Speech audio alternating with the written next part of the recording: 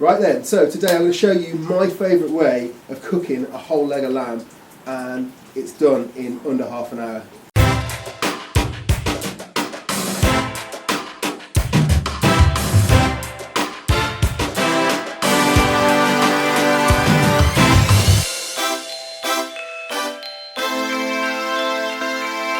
Right, today I'm going to show you my favourite way of cooking a leg of lamb on the barbecue. And it involves using your butcher and asking them to take it off the bone. So this has been completely deboned and strung up, but what I'm going to do is pop it out of the strings, and we're going to do what we call butterflying it. So I'm going to open it up, basically like a really big steak. I'm going to season it, and I'm going to cook it like a steak, and it'll cook super quick, get loads of crust, loads of flavour, and slices up into sort of medium rare delicious pieces.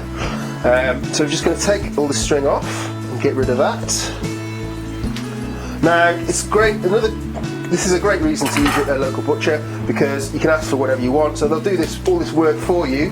If your butchery skills are as bad as mine, you'll need that. But also you get to keep the bones, so you can make yourself a nice gravy or a stock which can go in the freezer, or you might want to serve this with a gravy. We're going to actually make a minty chimichurri today to go with this one, but as I say, you could already almost make the gravy the day before with the bones that have already been taken out. But what we've got here, you'll see they've bored the bone out, so put my hand right through there. So this is the first place we're going to make a slice. So just going to put the knife in and just slice upwards towards, just to open up the lamb.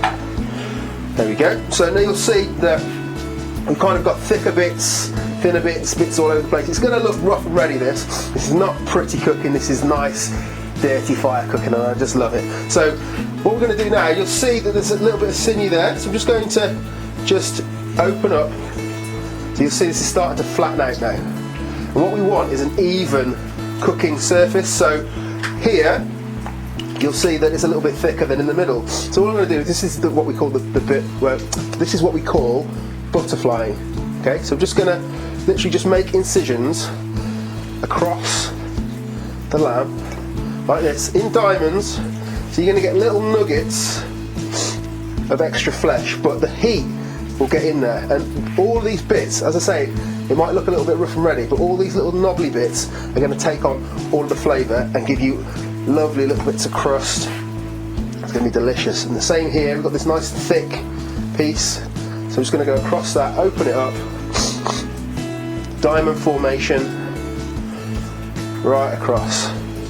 Okay, just put a couple of slices in there, and then all of a sudden we've got this huge big lamb steak. Look at that. Right, and then on the other side, this is a nice fatty Shropshire hogget.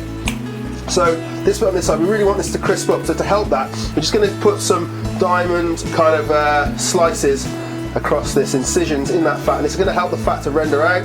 Okay, so we've got the leg all butterflied out, scored on the outside, butterflied on the inside. I'm just going to hit it with a little bit of rapeseed oil now on both sides. This is just going to help the salt to stick to it, and all I'm going to put on this is salt. We've got amazing meat here. We're going to let the meat do the talking.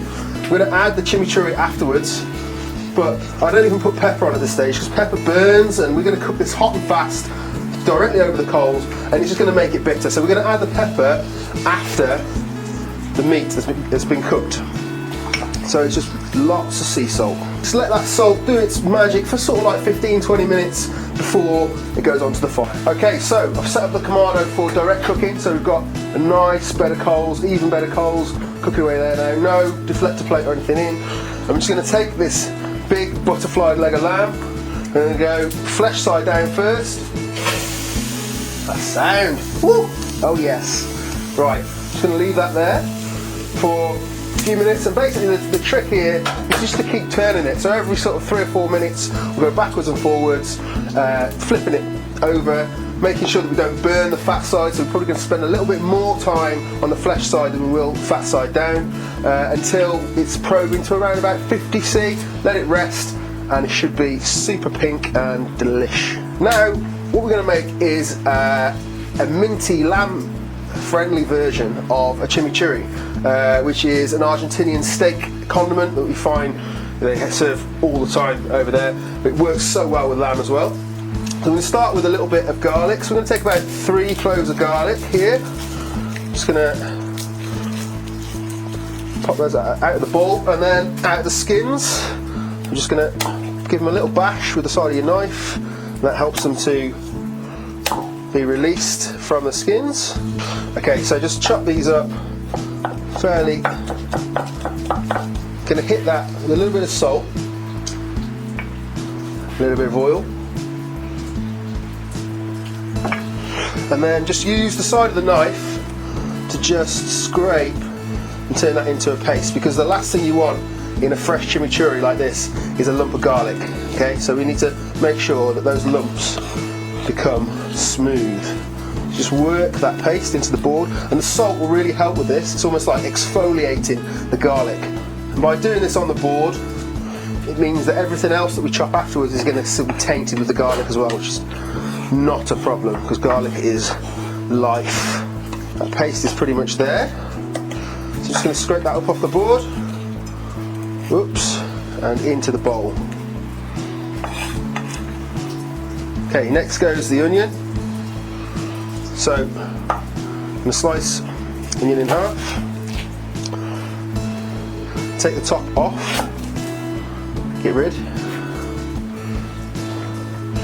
Then if you peel back the first layer but leave the root on, gives you something to hold on to. But then nice fine dice. So if we just go along the onion first of all, like this. Again, in a chimichurri you don't want massive chunks of onion, so it's important that you spend a little bit of time making sure we dice it really fine. So slice it long ways and then across the grain.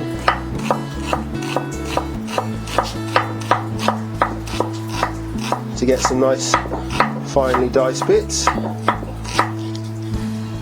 at that. It's going to go into the bowl. And repeat with the other half. Okay, that's going to go into the bowl. Then we're going to go in with some coriander. So I'm just going to chop it fairly finely. Now you can make a chimichurri in a blender if you like, if it's easier for you, but I actually quite like a bit of texture in mine, so hand chopping it is always a winner. Into the bowl.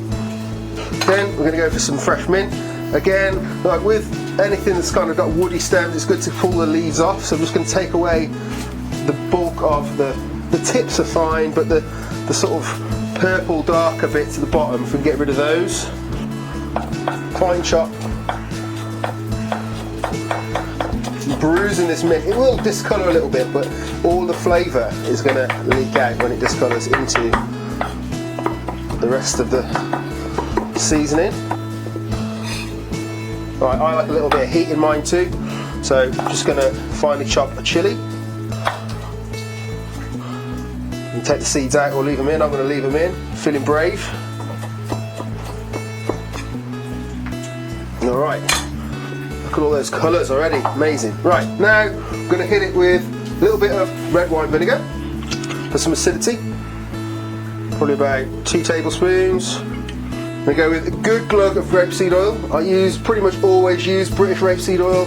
It's got amazing flavour, it's local, there's no air miles. You know, high omega 3s, higher smoking point. Sack off your olive oil and use this stuff, it's incredible. I'm going to go with some salt, a little bit of pepper, a lime, which I forgot.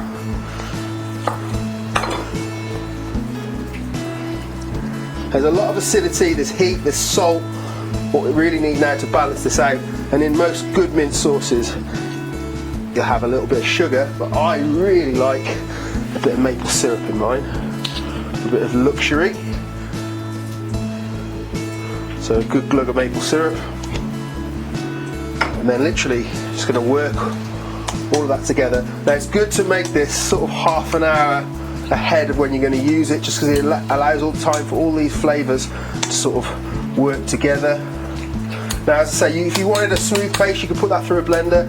I really like it just like this. It's really fresh, delicious. I'm just going to give it a little taste. Oh, that's going to make that lamb pop. So good. Okay, just going to flip this again because we're fat side down now. I don't want to burn that fat. We just want to render it and have it nice and crunchy. So we spend more time on the flesh side down than the fat side down. That's really raging now, but that's what we want. We're treating this like a steak, so we want it hot and fast, furious, to really get that crunch on the outside, but for it not to cook too much on the inside, so it's still nice and blushing when we come to serve it. Okay, ready to have a look at this lamb again. It's looking absolutely delish. We're getting nice caramelization on all that fat. I'm just going to check the temp. It's sitting at 52, 53. So that is perfect time to rest it. So we're going to take that off. The whole feet. Whoa. There we go. Straight onto the board. Let's give that. Normally my rule of thumb is I'll rest it for roughly half the cooking time.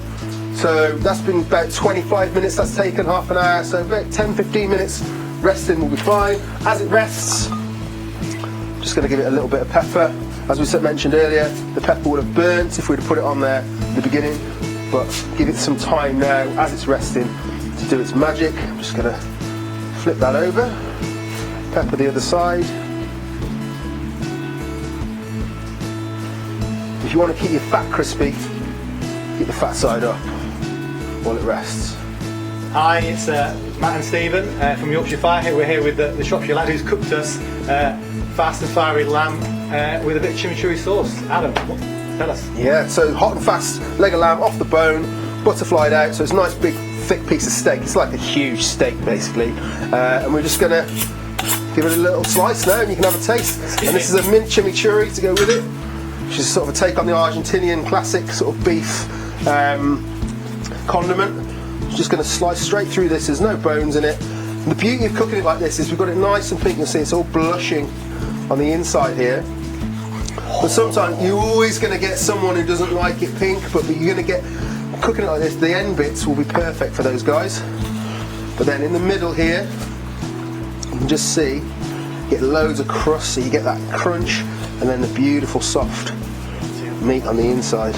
Oh, you just want to just go in and just want to go and get some. I'm scared of them. Okay, well, let's leave it at that for now. And I'll just slice this down the middle. The juices. It's the smell though. It's like, oh my goodness. So we could serve these with some sides, but why do you need to? Well, we're just going to eat it straight off the board. Let me just finish with a little bit of this chimichurri. So we're just going to dress that all over. So what was in that again? So we've got mint, parsley, coriander, chili, some red onion, rapeseed oil, lime juice, salt, pepper, and some maple syrup. So we've got the more well done bits on the end, the really pink bits in the middle. Whatever you like, lads, take your pick. Get involved. Beautiful. Right, yeah. Well, I'm gonna. Yes. Straight in through. Beautiful. Oh, I'm gonna have to come in there. I've got a bit of both on that.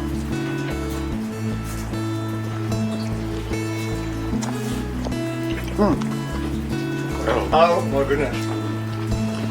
I love the mint. Yeah, it works so well. You want? Oh, and I like the chili. Yeah, a bit of heat. Heat, sweet, salt, sour.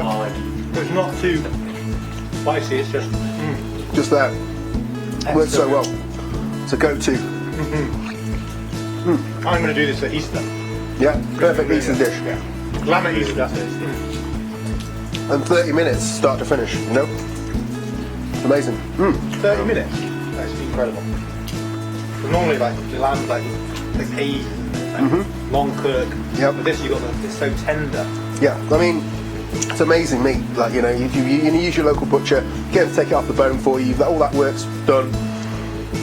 And you know, and those bits on the outside, I tell you, that on the outside, it is so good. So much flavour. Oh, fantastic. good. I think I'm glad you like. cut the film in now. Yeah, let's get in. And let the guys dig in. I'm Adam Cannell, Shropshire Lad. Thanks for watching our Yorkshire Fire cooking demos. If you like what you've seen, please go to the channel and subscribe. We'll see the next videos real soon.